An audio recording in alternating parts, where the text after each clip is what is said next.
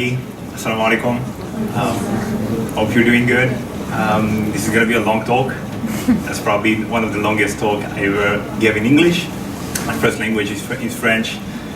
If you have any issue with my pronunciation at any point, feel free to ask me for the word I just say, to repeat the word or to repeat the sentence. That won't be a problem at all. So, I wanted first to thank John Jay MSA, John Jay Center for International Human Rights, and John Jay Department of Sociology for having me here. I'm really glad to be here. I think it's one of the most important talk that I ever gave because of two things. The first one is that this particular institution, as you have been told before, have been spied on by the NYPD, by law enforcement. So I think it's always important as a scholar, as a researcher, to share my findings with affected communities. Another thing is that this institution, within this institution, many students are thinking about joining law enforcement in a way or another. And so thinking critically about what is doing law enforcement, and I think a lot of professors, teachers do that here at John Jay College, is always important. And I think that this will be of particular interest for Muslim students who want to join, inshallah, the NYPD. So, two disclaimers. I don't know, yeah, so the picture is already up. This picture, I took this picture in the 96 mosque. I don't know if you ever heard about the 96 mosque, but one of the nicknames in this mosque in the community here is was the Informant mosque, because a lot of people felt that this particular place of worship was deeply infiltrated by the NYPD, but also by other law enforcement agencies, even before anything was revealed in the press. The other thing is, you'll see people on this picture, and one of them is actually here, is my good friend Adam Gagan. He's not an informant. I'm not saying that people in these pictures are informants, and I want to make sure that that is understood. The other disclaimer is that I'm not working with the NYPD or for the NYPD. Every talk I give, is always someone who leaves thinking I work for the NYPD or come up to me and ask me if I work for the NYPD. I don't work for the NYPD, I work on the NYPD as a researcher. I talked with people from the NYPD, I looked at NYPD documents in general, but I'm not working for the NYPD. So that said, I would like to tell you about something that happened to me yesterday. I was working actually on that presentation, and I was with a friend of mine who would like to stay anonymous, and I asked her what she thought about the picture, what she thought about the presentation in general. And she didn't answer my question. She stopped me and she told me, something crazy happened to me 2 years ago. I was, what happened to you? Do you want to talk about it? And she was, yes, I was at the Mecca Center. I don't know if you heard about the Mecca Center before. It's a Muslim center that has a lot of programs for reverts. My friend, she's a revert, a convert. And she told me that one time she was there for talks on essential oils. So, a topic that is really like mundane. And a person, an individual that was there, wearing the hijab, she told me in a weird way, quote unquote, started asking a lot of weird questions to everybody that was there. What mosque are you affiliated with? What are your views on this particular political issue, etc. The talk was really not about that. It was about essential oils. Like, it was not about what was happening in Iraq or in any of those countries. But she started asking those questions, and she didn't stop up until the event stopped. So I asked my friend, do you think that was an informant? And she said yes, or something like that. And maybe that person was not an informant. We have no way to say that person was an informant for sure. But that goes to show you two things, or one thing in particular, actually. It goes to show you how now in the city and around the city, because that friend is actually from Jersey, Muslims have internalized the fact that anybody acting in a certain way outside of the norm is an informant, or is potentially an informant. And that is harmful to the community, and we'll see why. The second thing that that can teach us and that it taught me again, is that many of us have experiences like that. It's not the first time someone tell me something like that. Every time I spoke with Muslim, I interviewed Muslim, they had some kind of experience that was off. Whether it was a direct experience with law enforcement, meaning someone knocking at their door, or something that was more subtle, someone weird at the mosque, or something that came out in the press and they were, oh, this is my mosque, etc. So everybody in the Muslim community have been affected to a certain extent. That doesn't mean that there is people who, but every person in the Muslim community know about it, but that means that it's a reality that we as Muslims keep that in mind. Some people with the Muslim community do not know about the NYPD spying program, for example, but they know that their communities have been infiltrated by informants and by law enforcement. So, that said, I would like to start with a few numbers. Oh, actually, it's not working like that. Okay, so usually when we think about surveillance, we think about surveillance cameras. It's actually on the poster. The first image we have usually when we think about surveillance is the camera. But one thing that is way more invasive than the camera is the informant. Why it's more invasive? Because it's being surveyed by someone we know.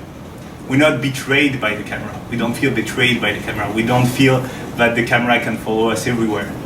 But when you feel that you can't trust anyone around you, it's different. So the informant experience is really different from virtual surveillance. I think it's called electromagnetic surveillance, more precisely, etc. So the first number is that the FBI in 2008 had 15,000 informants on its payrolls. That's compared to 1968, I think, it's multiplied, like the number of informants have been multiplied, working for the FBI have been multiplied by 10. There is 3.45 million Muslims living in the US. That's a good estimate. And then 22% of these Muslims live in New York. But New York is also perceived by law enforcement agencies as one of the main targets of terrorism, one of the more, the most targeted cities in the world. So just thinking about those figures for now and making the wild assumption that the FBI allocates 2/3 of its informants to fight against terrorism.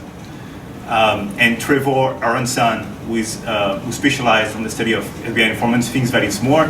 You can say that there is one FBI informant in the US for every 345 Muslims. That's a lot. That's a lot. That's a lot, and that's approximately the size of a mosque congregation, like a middle-sized mosque congregation. Not that every Muslim go to the mosque, but law enforcement are also infiltrated over places of worship. The other thing is that you have to add in New York the fact that the NYPD has informants. There's a few figures here. We don't know how much informants work for the NYPD, but we do know that 171 informants were recruited by the NYPD between 2006 and 2008. And we know that in the span of 3 months in 2014, there was 200 people were debriefed by the NYPD to become informants, meaning that someone is arrested, that person is Muslim, a particular team of the NYPD is called in, they talk with that person, they ask them where they go to pray, etc., and then they ask them if they think that they're fit for the mission to become informants. So I don't know how many informants the NYPD has, but I think it's a consequent number.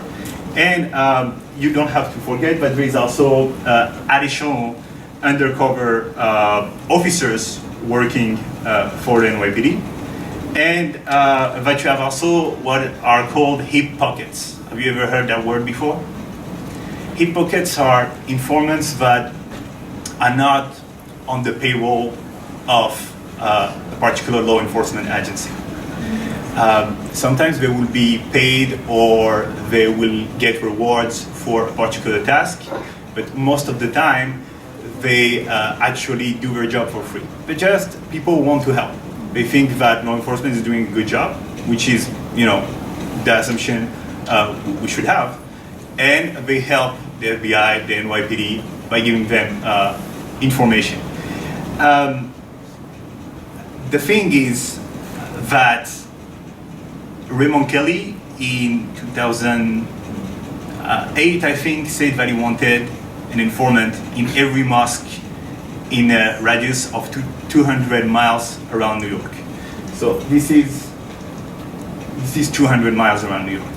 They wanted an informant in every mosque in this radius. And just by checking the documents, the NYPD documents that have been revealed by the press, we know that the NYPD spying went further than that. We know it because this is the 200 miles radius. This is the city of Buffalo, and this is a screenshot of an NYPD document stating that the NYPD was spying people in Buffalo with the Buffalo Police Department, actually. So, all that to tell you that Muslim geographies were swarming with informants. These are, I don't know why the second one is not loading, but that's fine. We just do with this one. This is a map made by the NYPD that shows internet cafe that were spied on around 2006, 2008. Internet cafe are not around anymore. I don't even know if some of you here know what is an internet cafe. But that's the extent of the surveillance of Muslims by the NYPD at that time. I had another map that is not showing, I don't know why. It's probably my PowerPoint that is, defectuous, but it shows the number of, maybe I can just show you that on my computer real quick. Yes. So I don't know if you see the map on the left and all those yellow dots. You see the yellow dots, right? Yeah. There's a lot of yellow dots. Airdrop it. So those, those are the location that the NYPD deemed of interest because they were owned or frequented by Egyptians. That's a lot of places. So it's not only mosques, that not only like internet cafe, it's also sport venues, it's also parks even. Like if you look at those two pictures, those are documents of the NYPD. They took pictures, like they made a small report about every location they were spying on. And you can see here that they were spying on restaurants, sandwich shop, but we can also see that they were spying on park and actually played soccer in that park, and that's why they spied on that park, because some Muslims were going there to actually play soccer, played soccer there once, so it's interesting that before knowing that it was, under surveillance. I don't know if people are still playing there. Does anybody have this type of information here? Yeah? What's that? That's Astoria? Yes. Yeah, they still play soccer. Yeah, I should go sometime. That's been a while. This is a map made by the NYPD that designates certain Muslim student associations as particularly problematic. As you're looking at the map, you might be like, oh yeah, John Jay is not on it. That was in 2006. In the meantime, this happened. This person on the left is Shamir Rahman. He was an NYPD informant, and he did something that very few informants do. He came out as an informant on Facebook. Just said, I'm sorry, I've been spying on you, I feel extremely bad about it, I've been arrested by the NYPD on a marijuana charge, and they asked me to work for them, and but they will let it slide if I worked for them, and I did. And many people in the community felt betrayed, of course, because we're his close friends, and we talked about it before, but this person was spying on John J. Messi, among others, and I think that's one of your rooms for events. And it was an event in which Imam Siraj Wahaj was invited to speak. He's a famous imam based in Brooklyn, Masjid al-Taqwa. So, all that, as I said, show you that Muslim geographies were swarming with informants. And so, community members knew about surveillance before the revelation of the Associated Press. So they were affected by the feeling of being spied before actually knowing that they were spied for real. They knew they were spied, they didn't know who was spying on them, which law enforcement agency. And so because of that, surveillance is part of the Muslim New Yorker experience. It's part of our experience as Muslims living in New York. And in the same way, because Muslims have a religious identity that is linked to Islam, Islamic tradition, Islamic theology will play a role in the way it affects Muslim in a different way that surveillance will affect other people. So it's really uncomfortable to have that, but yeah. This is the outline. This is what we're going to try and cover today. I'm going to try and not go into details and leave some things for the questions, but we're going to try and go through what surveillance means for Muslims. The first thing is that Islamic theology creates a debate around surveillance, and especially around the role of the informant. As such, surveillance is also going to reshape the basic practice of the Muslim community. You'll have people who will think twice about going to the mosque, for example.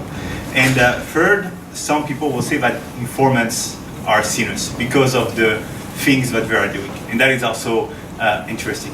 One thing that I want to add on this particular point is that I'm not here to tell you what is wrong or right religiously. I'm not a Shia. I don't have a strong enough religious training. I'm here to tell you how the community in New York, or people that I talk to within the community, interpreted their experience and saw the informants because of their experience.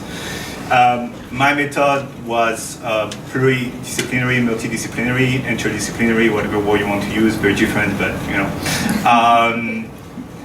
I engage in ethnographic work, participant and non-participant observation, formal and informal interviews, as well as mapping. You won't see the mapping today because it's not related to that particular part of my work. We'll be seeing Islam for this presentation not as what is true or what is truly said by this complex religion. And there is many different interpretations, as we know. But we will see it as the interpretation of what is right or wrong for a particular individual.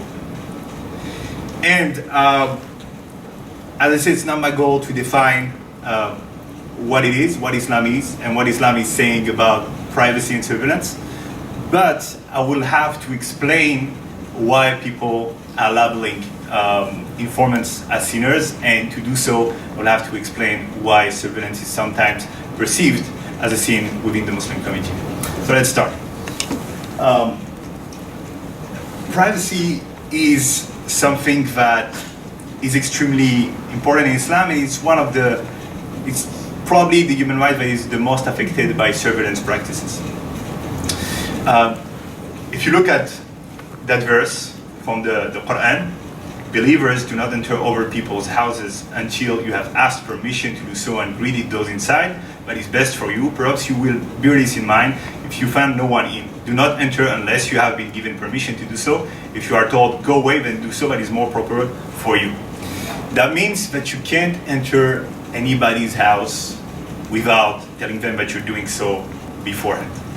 That means that an informant can't just go into your private space and look at what you're doing. Can try to surprise you at your house, which some NYPD informant did. They can try to surprise you in your embassy room, because that's your private space at that particular time. And so, those rules show also that privacy is much more regulated in Islam than it is in our society. So, there is also a rule about entering your own house. If you're entering your own house as a Muslim, you will have to say that you're coming in. You have to say Assalamu alaikum and signal to your family, even people who are really close to you, that you're coming in. That also goes to show that you can't surprise people like that. Even at certain time of the days, you can't go from a room to another. And here we're much more closer to the standards of Western societies. You can go to people's room without asking them first and getting permission.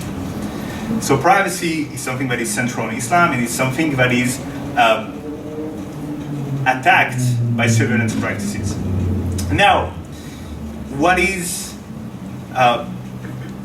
the private space? What is privacy? Is it just like your room? Is it just your house? What is exactly? Well, Hayat argues that privacy is any personal information that you have. Meaning that your privacy, your private space, is not only contained within the space of your home, but it's also what is in your phone. Now let's think about an NYPD officer using a tool that is called an MC catcher. Do you know what is an MC catcher? The catcher is a sort of box, black box, that will force all phones around it to connect to it, and will take all messages, pictures, etc. from those phones. Sometimes it takes things from within the phone, sometimes it takes things that are exchanged between users during that precise time. So if you do that as Muslim officers, that enters in conflict with your religious belief. If you're a Muslim and a police officer at the same time, it's in conflict with your religious beliefs. So another thing is that how do you search a house, a phone, or a laptop? If you're an informant, you might want to go on the laptop of your friend and look at, his conversation on Facebook, or his emails. You can only do such a thing if the person is with you, because you have to announce yourself when you come to the house, and you have to tell that person the way you move into the house. You can't be sneaky as a Muslim. So there is a loophole here. What about an invited informant? Most informants befriended their targets. A lot of informants were invited to sleepovers, to baby showers, to dinner. What if you invite the informant? That means that he can do whatever he wants, right? It's a bit more complicated than that. There is a story, a hadith, that is pretty well known. It's one of the four khilafah, one of the four caliphs. What is the word in English? Caliph? Caliphs who came after the Prophet of Islam, Muhammad sallallahu alaihi wasallam. Omar ibn al-Khattab. Omar ibn al-Khattab is walking in the street. I think at that time he is actually a caliph. And there is different versions, but the story says he hears things coming out of the house, and from those things he understands that maybe, he's not sure, but maybe people are drinking alcohol inside, which is a sin in Islam. So what he does, he jumps the wall, he goes there, he sees that they're indeed drinking alcohol, and he starts calling them out. What are you doing, etc. And the people drinking at the time, they say, oh, maybe we sinned, that's true, Caliph, but you committed free sin right now, because you came into the house uninvited, you didn't announce yourself, and you didn't even took the front door. So you can't be sneaky with the rules here. The Caliph ended up leaving saying you're right, and he ended up leaving without doing anything else. And they say something that is important. They say that you also spied on us. To know that we were doing something, that means that you spied on us, that you listened to what we were doing. And that's an overrule. You can't spy on other Muslims. You can't spy on other people, will argue some scholars. It's not even limited to Muslims, like you can spy on people, period. And this passage of the Quran is really interesting regarding that particular aspect of this issue. It says, believers, avoid making too many assumptions. Some assumptions are sinful, and do not spy on one another or speak ill of people behind their backs. Would any of you like to eat the flesh of your dead brother? It's from Surah Al-Hujurat, the private room that we actually had a recitation of at the beginning of this talk. This is interesting for several reasons. The first thing is that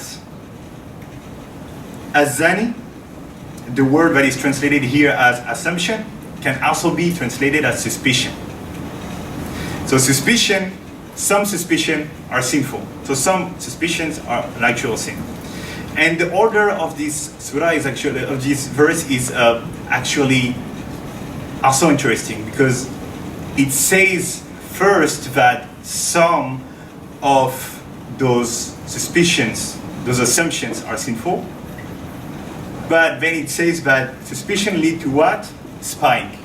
You suspect somebody and you end up spying on that person. And spying is unequivocally, like, okay, that's a hard word in English, is definitely a sin for most scholars in Islam. If I say anything with which you don't agree, we can talk about it afterwards, of course. So this understanding I found within the Muslim community. When I was like talking with people within the Muslim community, a lot of people that I met were actually saying, "Oh, this person is an informant, or this person is a police officer." Their attitude just by doing that is a sin in itself. The other thing is that informants, they have to spy on people, but they also have to report to their handlers. Undercover officers also have to, I say informant a lot, but I just generalize hip pocket informants and undercover officers. Undercover officers, they also have to write a report about what they saw and what they heard. And if you look at that verse too, you see that you actually reporting something that could be seen as talking behind someone's back. What happened, the way the NYPD works oftentimes is that they got information, sensitive information on some individuals. Once they got the information, for example, that person has an uncle who has an issue with his green card application, they will call the person in or go visit them at their house, and there will be, would you like to work with us? The person will be yes or no. If the response is no, usually they will ask that person a bit more strongly to become an informant, and they will say something about their uncle. It will be, we know that your uncle is presently going through his green card application. We can make things easier or we can make them harder. That's up to you. And if you work with us, we might facilitate the situation of your uncle. So, because of all of that, Muslims have been arguing in New York that surveillance is sinful, and those engaging in surveillance are engaging in sinful behavior. We have to nuance that, and yes, I have some time to nuance that. The first nuance that we can add to that is the notion of public space. What is public space? According to Qadivar, everything that is not proved to be public is private.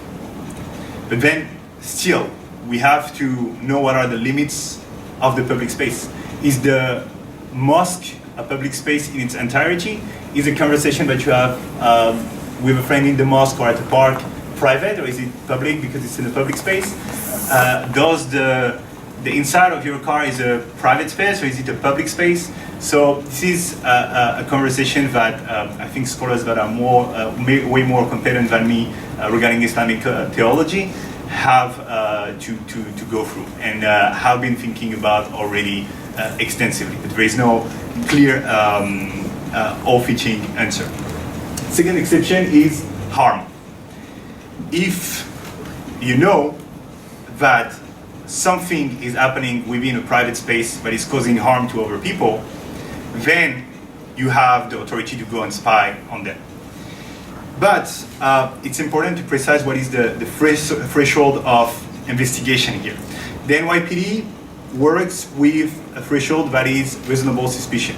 You suspect that somebody is engaging in a harmful activity for somebody else, you can go and spy on them. If you go to Islamic theology, the threshold is much more higher. It's legitimate proof and sufficient justification. You have to know that harm is being committed, sufficient justification, but also you have to have proof that it's happening. And that happens sometimes in counterterrorism investigation. You have someone who have a piece of information that proves that this particular group is engaging in a terrorist plot. But it doesn't it's not always the case. It's not always the case because most of the surveillance led by law enforcement agency is based on theories of radicalization. And theories of radicalization, I can't talk about that for too long, unfortunately, and that's a really vast topic. But basically, Muslimness, many elements at least of Muslimness, are deemed suspicious by radicalization theory. For example, if you pray 5 times a day, that's suspicious for law enforcement agencies. If you stop drinking alcohol, this is suspicious for law enforcement agency. If you change your name to have a name that is more Western, this is suspicious for law enforcement agencies. So these theories are largely decredibilized today, but they're still used by many law enforcement agencies, including the NYPD and the FBI. So that creates a particular dilemma within the community. All of that creates a particular dilemma within the community. One way to deal with surveillance will be to look after informants. Let's evaluate what we know about those, those people are around us, and let's think about what they have been doing. Have they been fishy in any kind of way? Have they been coming to events too much or not enough? Do we know about their background? Do we know where they live, etc.? But the problem with that is that by doing that as a Muslim, you also engage in suspicion. And as we saw before, suspicion is also considered as a sinful behavior by many people within the Muslim community. So that led to things like what happened in the case of Mel. Mel was an undercover officer of the NYPD. In 2011, she went to Brooklyn College MSA and she converted falsely to Islam. For 4 years, she has been going inside circles within the Muslim community and spying on people. She has been invited to baby showers, to sleepovers, but she also went to many events like this one, in which we are actually. And after 4 years, her identity came out into the press. Why? Because she pushed, apparently, 2 young women to go to Syria, to join ISIS in Syria. So she pushed them to do that. And then there was a trial that condemned those 2 individuals. We'll go back to, that afterwards, the way law enforcement can push to actions individuals and how it is legal or not. But here what you have to understand is that many people in the community during those 4 years, they thought that she was an informant. They told me that person, and they told to some of their professor, among other Jan Theoris, which is teaching at Brooklyn College, we think that this person is an informant. She's asking a lot of questions about jihad, a lot of political questions. She's always everywhere. We don't know how she makes money. She's at every single event that there is on our calendar. So we think she's an informant. We actually had meetings. The Muslims at Brooklyn College had meetings about that. And we discussed the chance for her to be an informant. But at the end of the day, because they were wary of suspecting a fellow Muslim, they were like, we should just trust God and continue hanging out with that person, because we don't know really if she's an informant or not. The concept of trusting God, tawakkul, putting everything is in the hands of God, is really powerful in Islam. But in this particular instance, it led to a situation in which Mel was able to evade the gaze of the committee that was trying to unveil her informant identity. This is some of the quotes that were said about Mel. You don't really tell anything to people because you don't know if it's really an informant. You're ashamed to suspect somebody. People are ashamed to suspect somebody of being an informant. It's interesting here because the shame of spying that is at the beginning on the informant is transferred to the subject of surveillance, who feel ashamed because he's suspecting a fellow Muslim of engaging in surveillance. The other quotation, goes to what I was saying about tawakkul. We should put our trust in Allah, and that's it. The last thing is about this case in particular, but about the informant, is concept of munafiq. Do you know what is a munafiq? And somebody here tell me. Hypocrite. Hypocrite. Yeah. Hypocrite. Yeah. So, what does that mean? It means they pray, but then they don't really mean it. They pray, but they don't really mean it. So, on Brooklyn College, someone actually said to one of the person I interviewed, when Mel was there, when Mel was on Brooklyn College, that other person said, be careful, there is munafiq on campus. And this word is really powerful because that's exactly what Mel did. She converted falsely to be able to hang out with Muslims, but she didn't really mean it. Munafiq at the beginning of the day, historically, is a word that emerged in a particular situation to design a particular group of people that were contemporary to the Prophet ﷺ. Their leader was Abdullah ibn Ubay, and there is a surah actually in the Quran that has, according to Islamic tradition, been revealed for that precise person and his followers. What did Abdullah ibn Ubay? He was saying he was Muslim, but many people within the community were questioning that. And what he did and what he was suspected to do is that he converted to Islam to be able to hang out with Muslims, gather information about their plans or about what they were doing, and giving that information to tribes like the Quraysh or to rival factions within Medina. And that's exactly what Mel was doing. She was spying. She converted falsely to Islam to spy on Muslims and then to report to a different entity. What is interesting here is that the Prophet ﷺ never punished Abdullah ibn Ubay because he wasn't sure that he was a munafiq. He wasn't sure that he was an hypocrite. He never punished him, and more than that, I think he prayed on his grave. Let me find, yeah. He never clearly stated that Ibn Ubay was an hypocrite or a spy. He never punished him, and he prayed over his grave when he died. The figure of the Prophet Muhammad ﷺ is really important for Muslims. He's the pinnacle of good behavior. So if he didn't do that with Abdullah ibn Ubay, if he didn't call him out for being an informant, why should a Muslim today do that? So that creates a really difficult situation for Muslims because there is very few ways to be sure to get proof that somebody is an informant. So most of the time, if they don't want to engage in sinful behavior, they actually have to not say anything or tone down what they're saying. So they can't even engage in complete resistance by trying to find informants. Let's get to the two last part. When do I have to stop? Around 7 o'clock. 7 o'clock? Can I go a bit long? Yeah, a little bit? Yeah. That's fine? Okay. What you got? You sure? You tell me if I... Okay.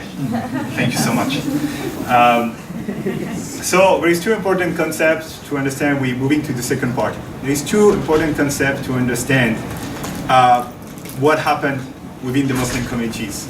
The notion of chilling effect and the notion of interment of the psyche.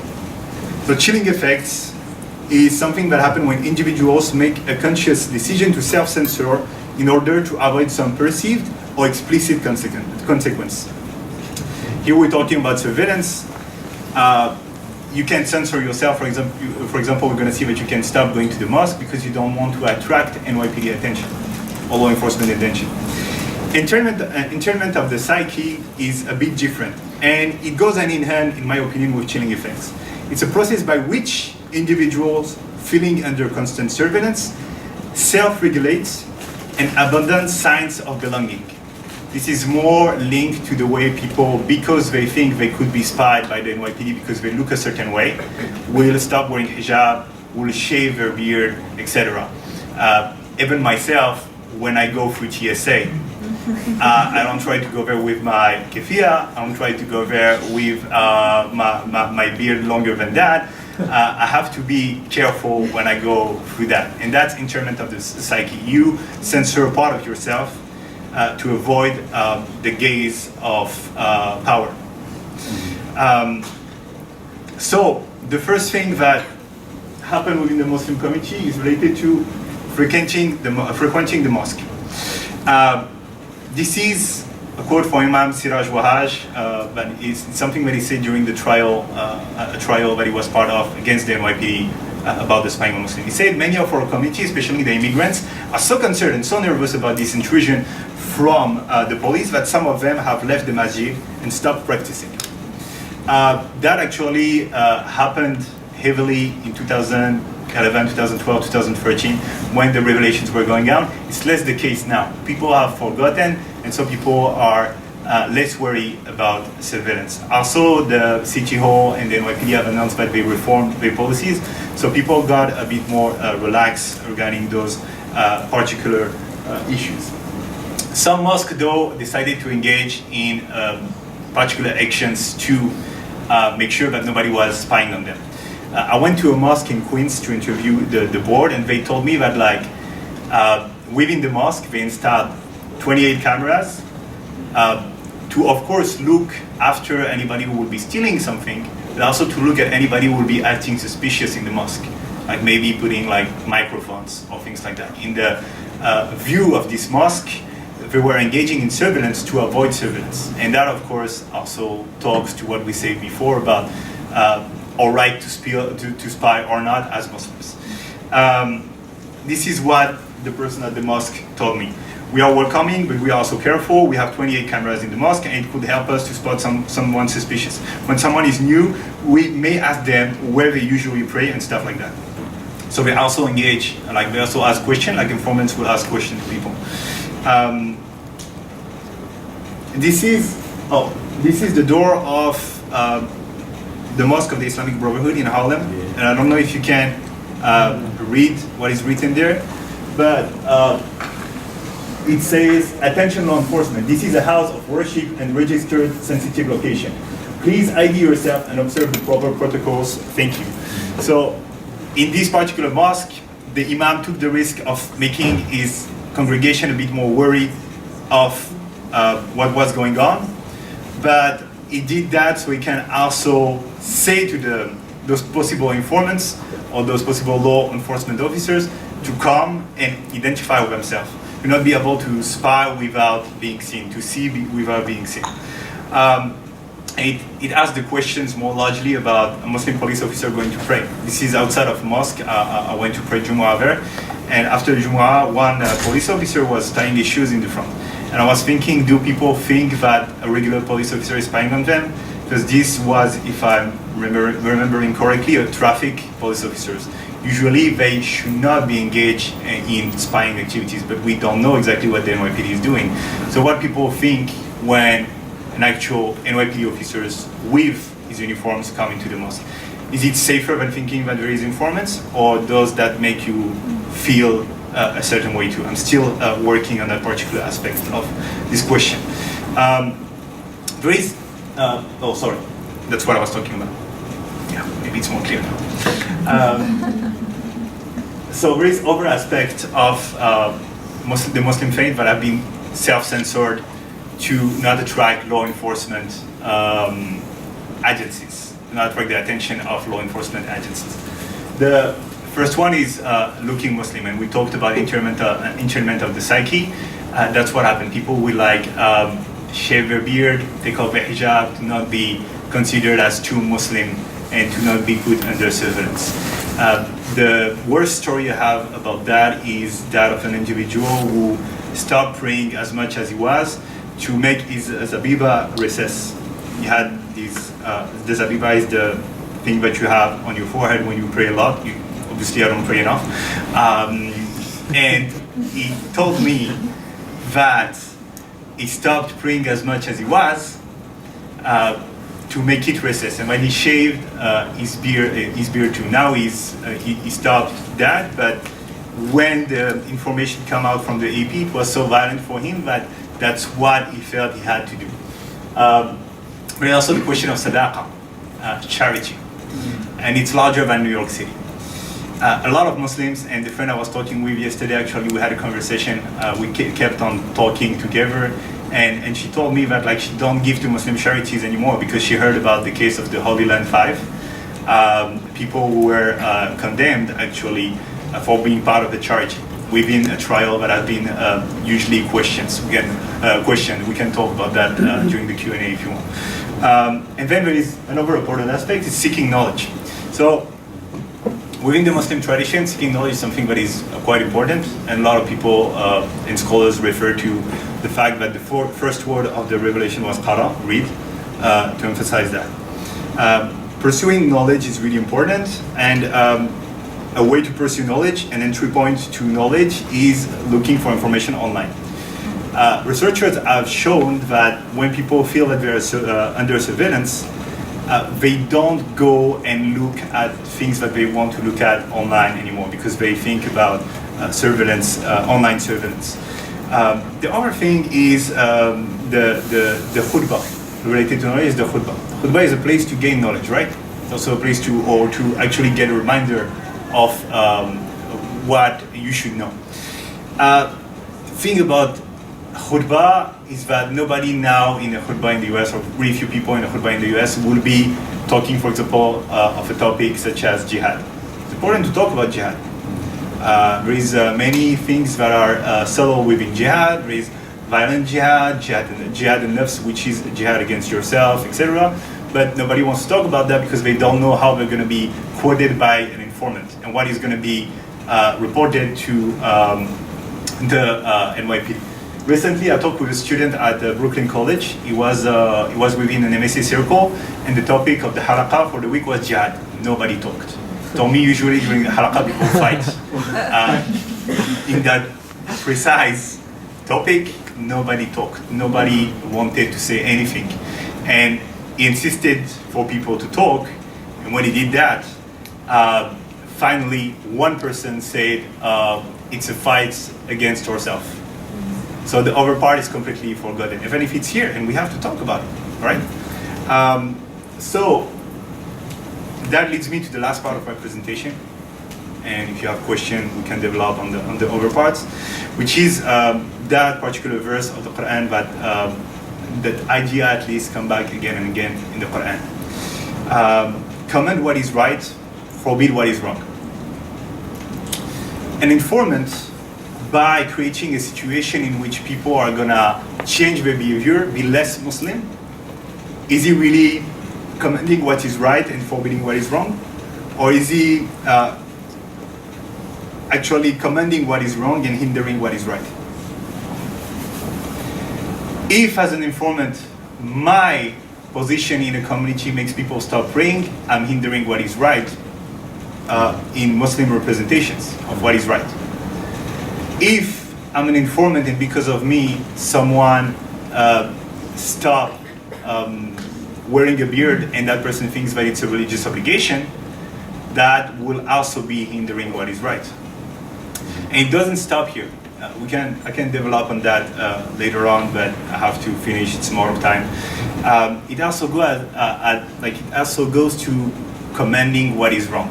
And here I want to read something because I want to be really precise on that. I talked earlier about the informant, and I said that an informant pushed two people to take plane tickets to join ISIS in Syria.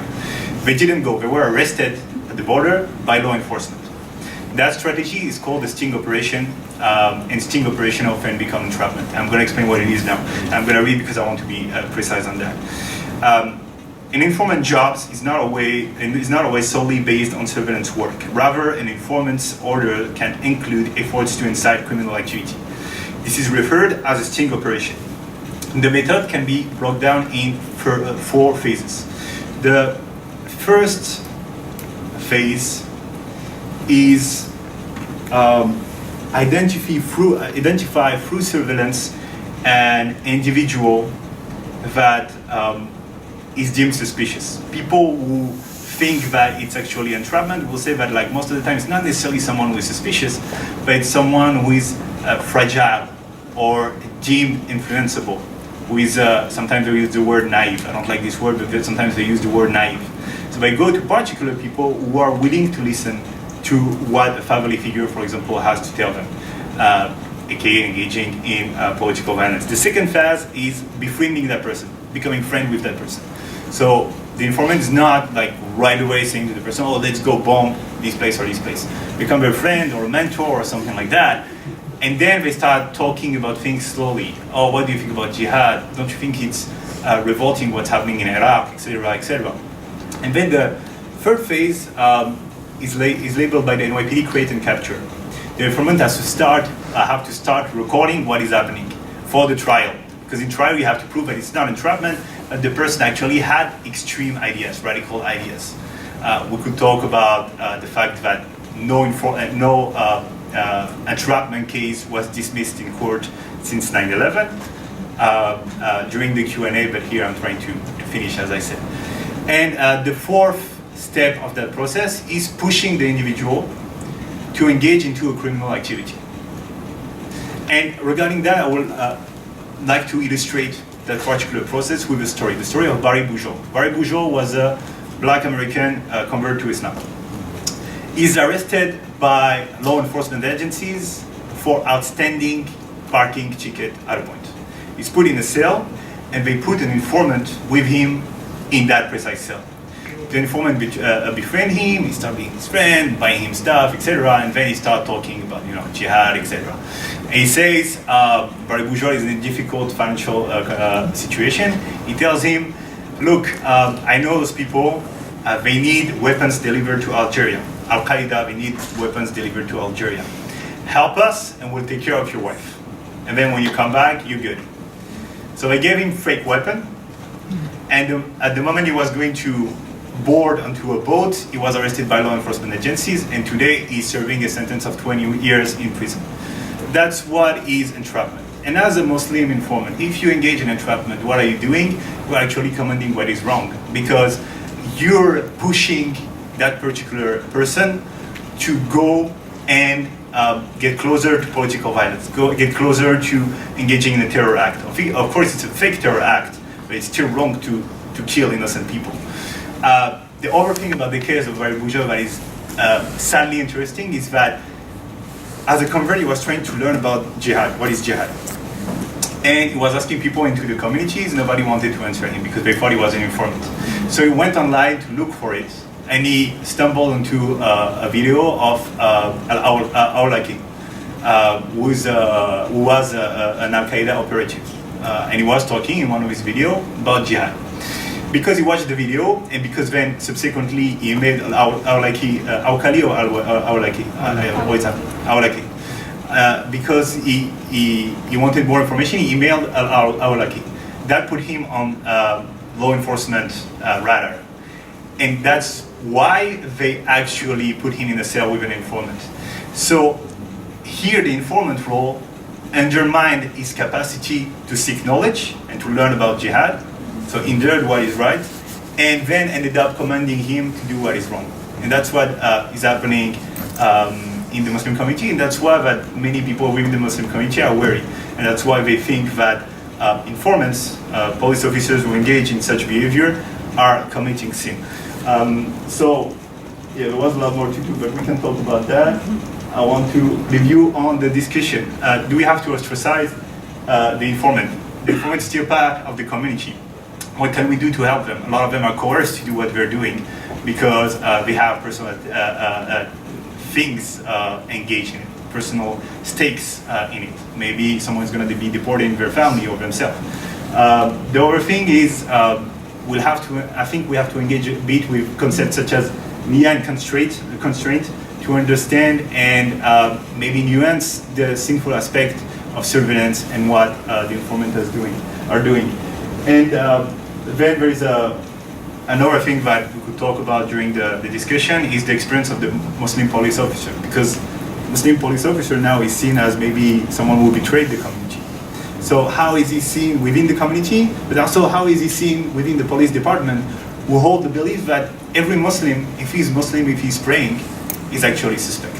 I will stop here. I'm sorry to have taken 10 more minutes, and thank you for listening.